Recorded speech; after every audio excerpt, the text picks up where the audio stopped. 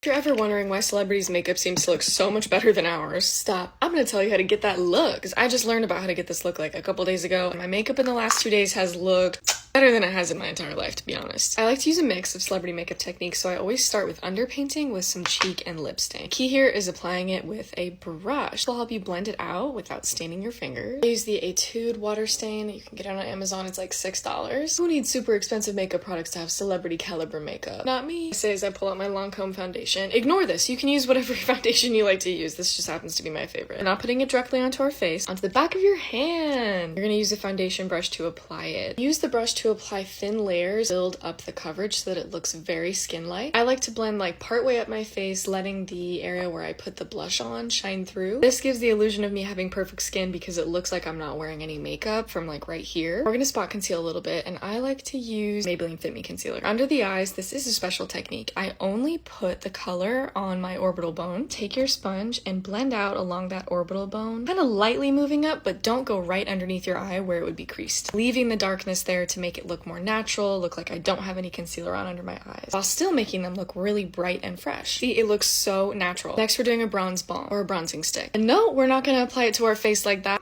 Need another brush, preferably a flat little dense one. We're gonna press it into the skin. Go to part 2.